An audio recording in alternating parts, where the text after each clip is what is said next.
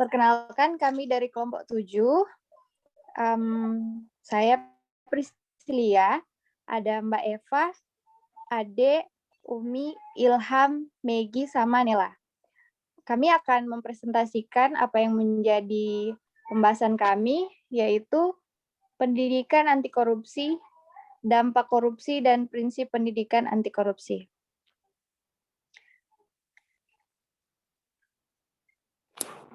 Oke, untuk pembahasan yang pertama, yaitu dampak korupsi dalam bidang ekonomi.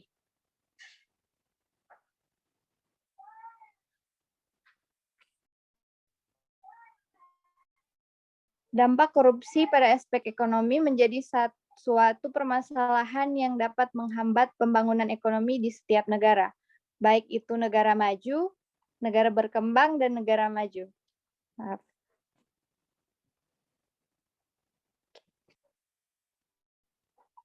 Akibat dari korupsi dalam bidang ekonomi ada 5. Yang pertama, menghambat investasi. Yang kedua, sulit dalam membangun usaha.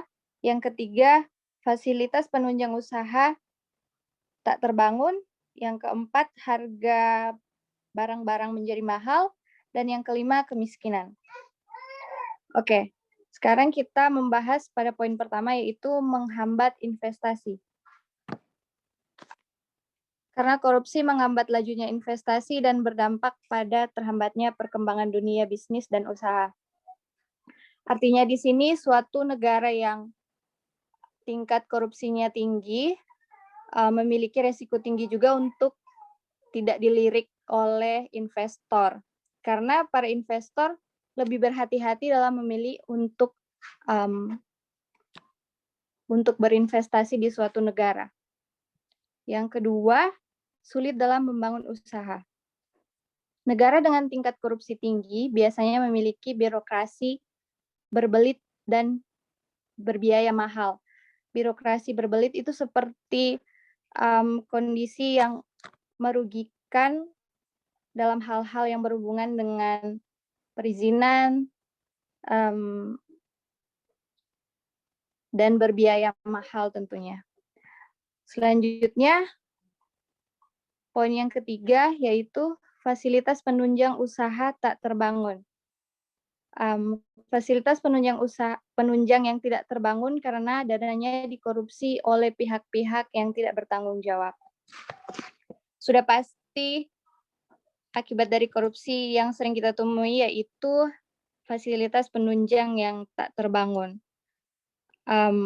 Pembangunan yang tidak rampung atau terabaikan karena dananya dikorupsi oleh pihak-pihak yang tidak bertanggung jawab. Yang keempat itu harga barang-barang mahal. Biaya produksi menjadi tinggi karena fasilitas pendukung yang tidak terbangun dengan baik. Alasannya karena biaya produksi yang semakin tinggi, sehingga barang-barang menjadi mahal karena fasilitas pendukung yang tidak terbangun dengan baik. Yang kelima yaitu kemiskinan. Salah satu dampak terparah adalah kemiskinan.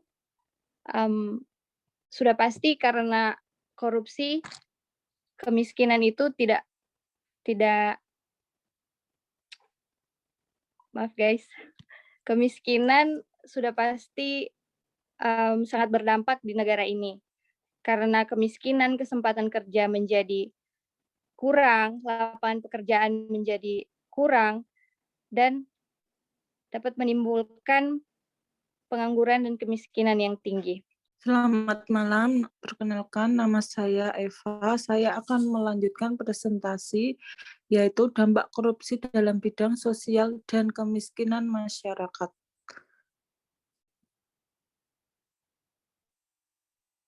Dampak sosial kemiskinan masyarakat yaitu mahalnya harga jasa dan pelayanan publik.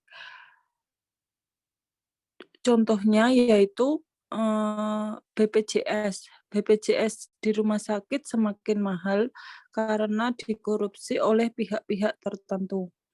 Praktek korupsi yang terjadi menciptakan ekonomi biaya tinggi. Beban yang ditanggung para pelaku ekonomi akibat korupsi disebut high cost ekonomi.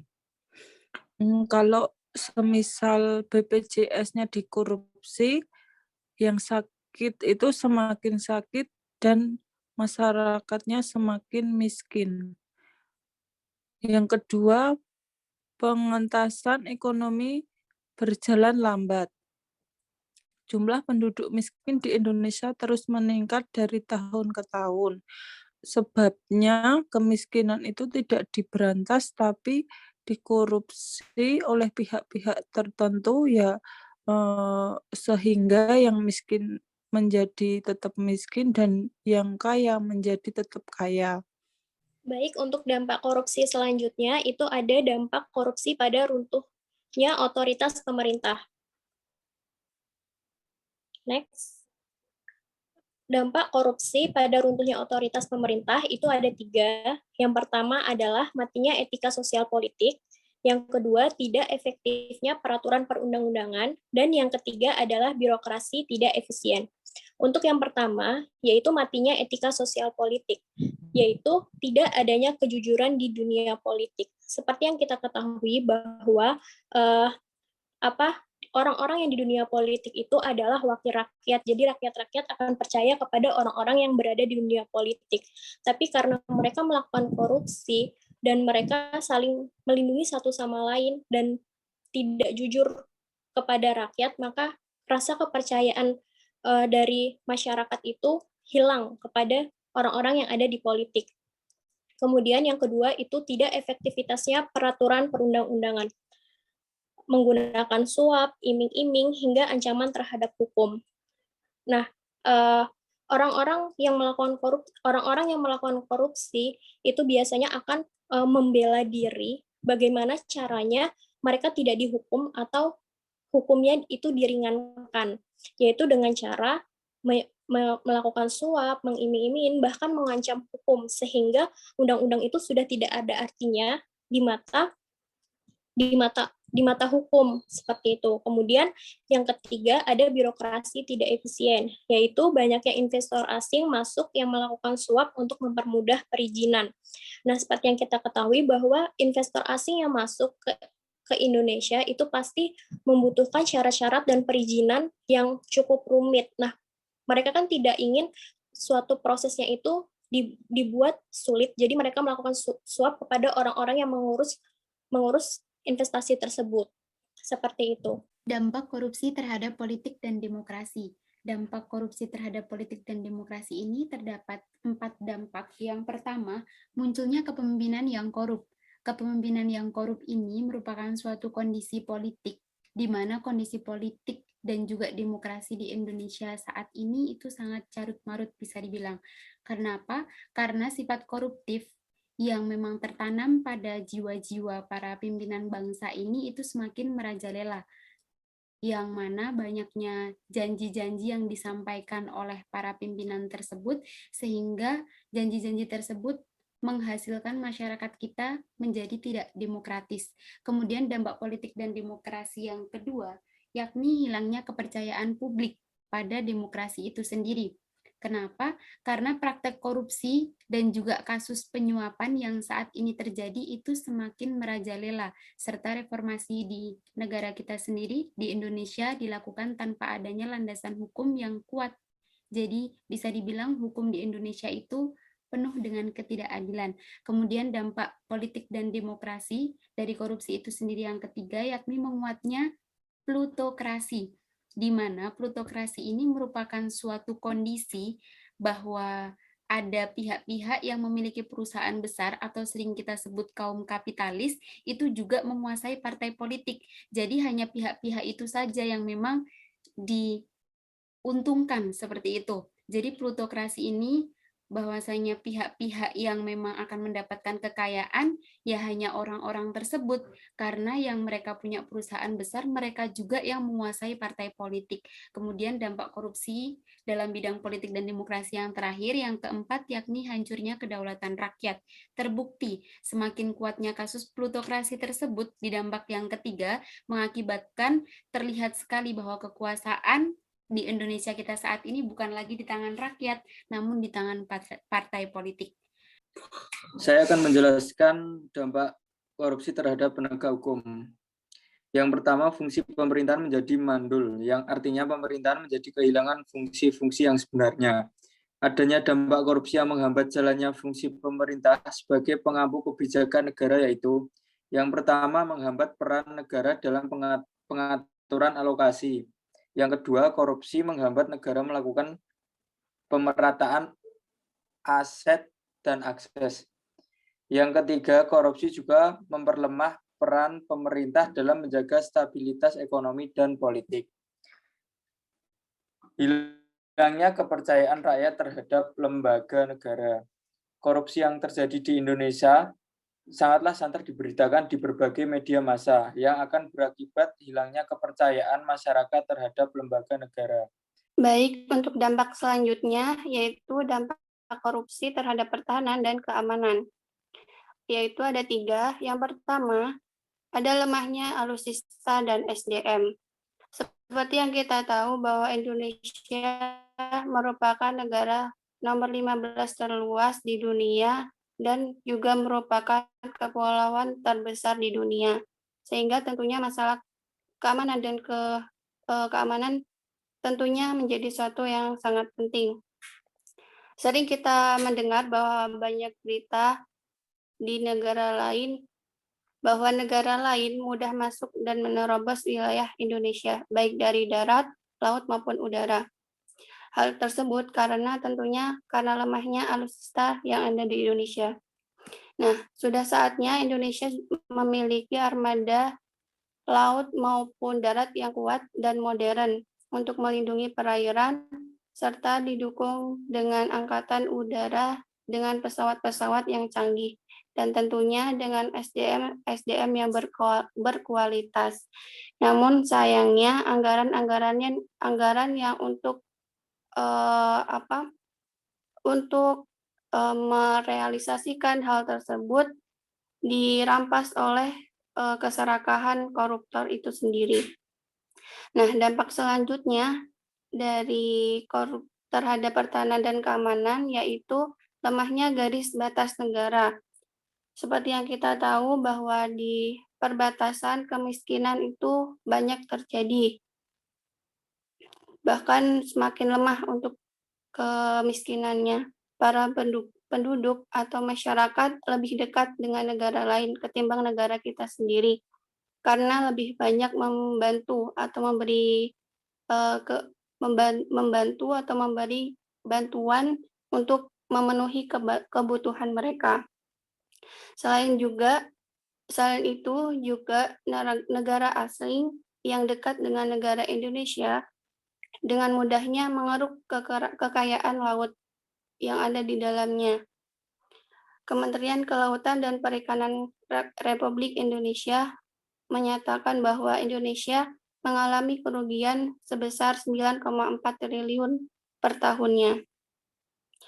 Selain itu, dampak dari ini juga memungkinkan atau rawan penyeludupan barang-barang ilegal, baik dari seperti bahan bakar, bahan makanan, atau bahkan obat-obat terlarang. Dampak yang terakhir yaitu menguatnya sisi kekerasan dalam masyarakat. Kemiskinan yang terjadi di masyarakat membuat mereka tertekan dan sulit untuk mencari kehidupan, sehingga mengakibatkan masyarakat mulai mencari jalan-jalan negatif untuk memenuhi kebutuhan mereka. Nah, ini dari dampak ini yang harusnya peran pemerintah membantu mereka, justru alokasi anggaran yang harusnya dialokasikan untuk mensejahterakan rakyat dirampas oleh koruptor itu sendiri. Yang terakhir adalah dampak korupsi pada kerusakan lingkungan. Dampak ini ada 2, yaitu menurunnya kualitas lingkungan dan menurunnya kualitas hidup.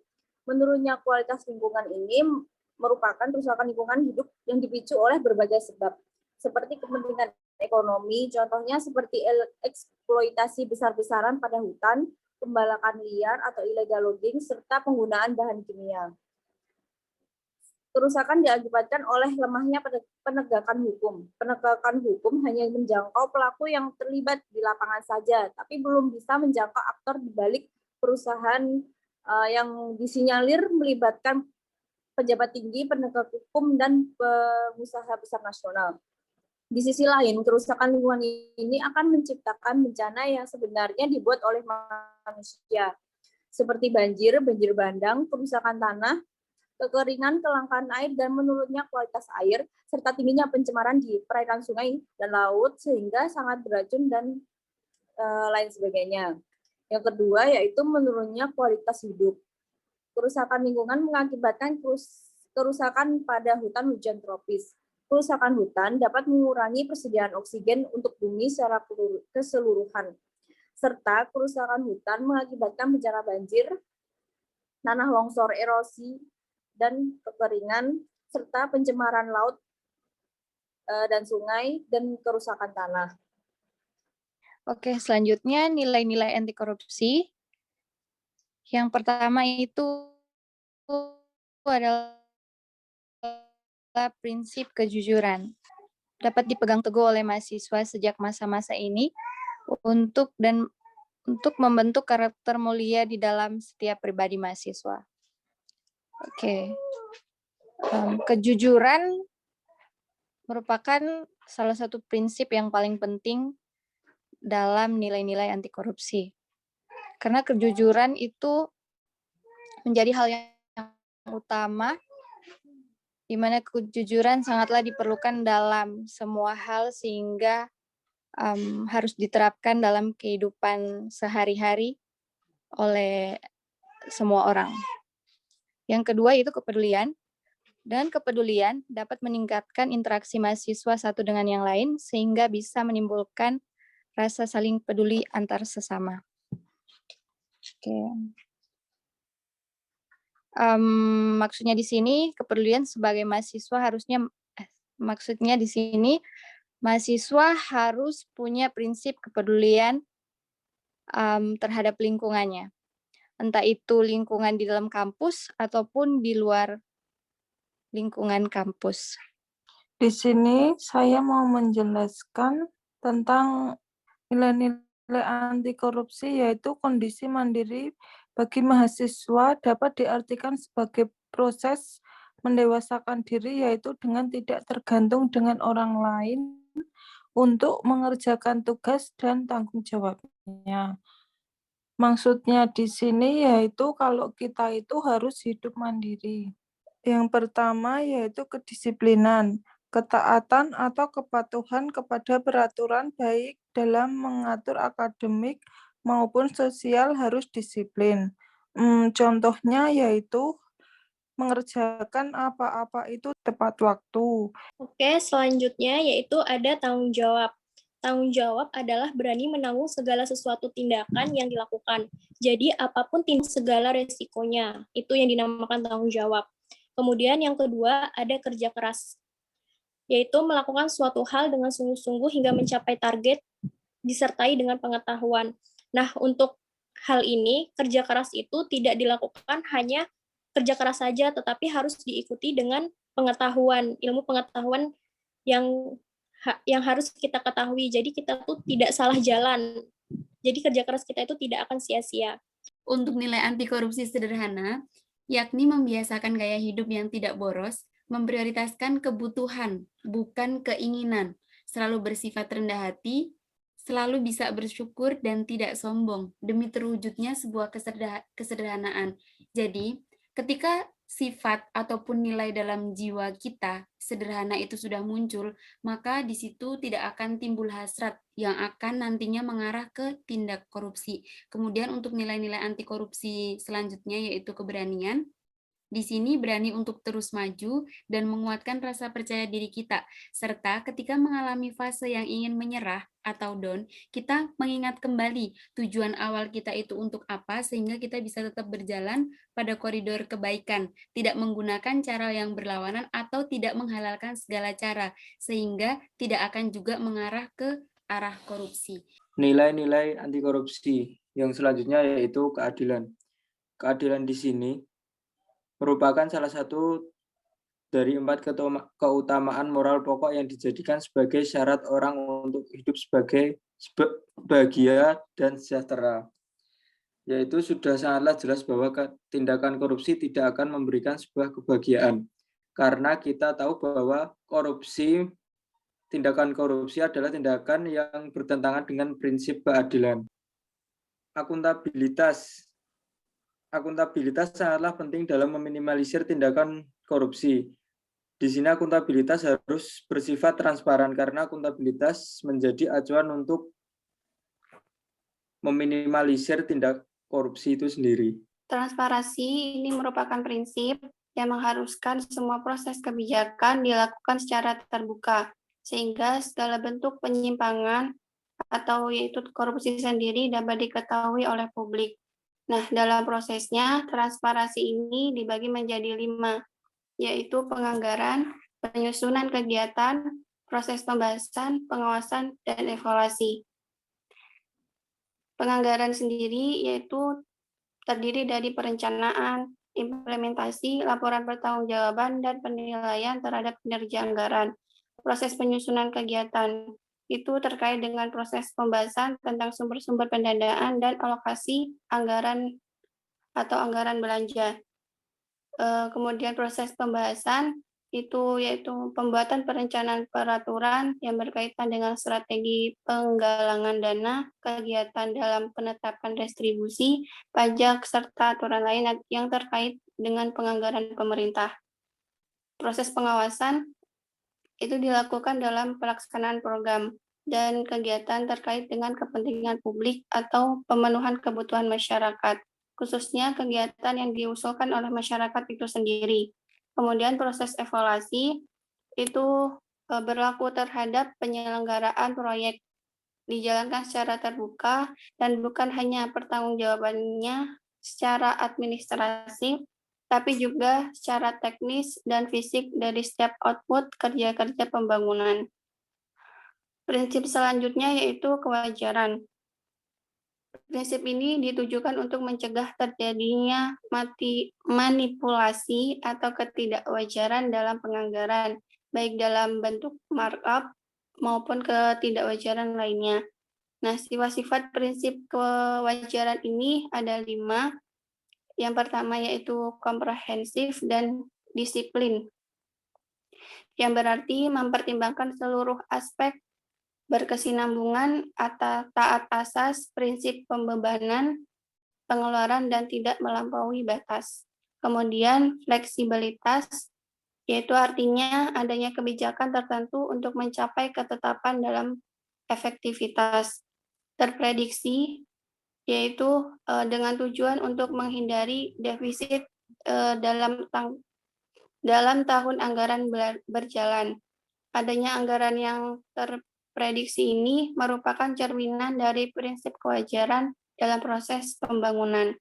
Kemudian kejujuran, yaitu adalah tidak adanya bias perkiraan penerimaan atau pengeluaran yang disengaja yang berasal dari pertimbangan teknis maupun politis.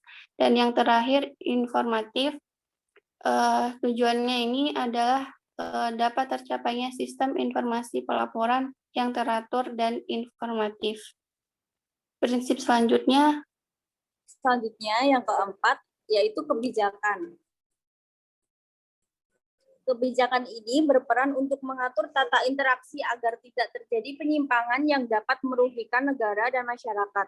Kebijakan anti korupsi ini tidak selalu identik dengan undang-undang anti korupsi, namun bisa berupa undang-undang kebebasan mengakses informasi, undang-undang desentralisasi, undang-undang anti monopoli, maupun lainnya yang dapat memudahkan masyarakat mengetahui sekaligus mengontrol terhadap kinerja dan penggunaan anggaran negara oleh para pejabat negara. Aspek-aspek kebijakan terdiri dari isi kebijakan, pembuat kebijakan, pelaksana kebijakan, dan kultur kebijakan. Kebijakan anti korupsi akan efektif apabila di dalamnya terkandung unsur-unsur yang terkait dengan persoalan korupsi, dan kualitas dari isi kebijakan tergantung pada kualitas dan integritas pembuatnya. Kebijakan yang telah dibuat dapat berfungsi apabila didukung oleh aktor-aktor penegak kebijakan, yaitu kepolisian, kejaksaan, pengadilan, pengacara, dan lembaga masyarakat. Eksistensi sebuah kebijakan tersebut terkait dengan nilai-nilai, pemahaman, sikap, persepsi, dan kesadaran masyarakat terhadap hukum atau undang-undang anti korupsi. Lebih jauh lagi, kultur kebijakan ini akan menentukan tingkat partisipasi masyarakat dalam pemberantasan korupsi. Selanjutnya, yang kelima atau yang terakhir, yaitu kontrol kebijakan. Kontrol kebijakan merupakan upaya agar kebijakan yang dibuat betul-betul efektif dan mengeliminasi semua bentuk korupsi. Pada prinsip ini akan dibahas mengenai lembaga-lembaga pengawasan di Indonesia, self-evaluation organization, reformasi sistem pengawasan di Indonesia, problematika pengawasan di Indonesia. Bentuk kontrol kebijakan berupa partisipasi, evolusi, dan reformasi. Kontrol kebijakan berupa partisipasi, yaitu melakukan kontrol terhadap kebijakan dengan ikut serta dalam penyusunan dan pelaksanaannya. Dan kontrol kebijakan berupa oposisi, yaitu mengontrol dengan menawarkan alternatif kebijakan baru yang dianggap lebih layak, sedangkan kontrol kebijakan berupa revolusi, yaitu mengontrol dengan mengganti kebijakan yang dianggap tidak sesuai. Sekian presentasi dari kelompok kami. Terima kasih. Terima kasih.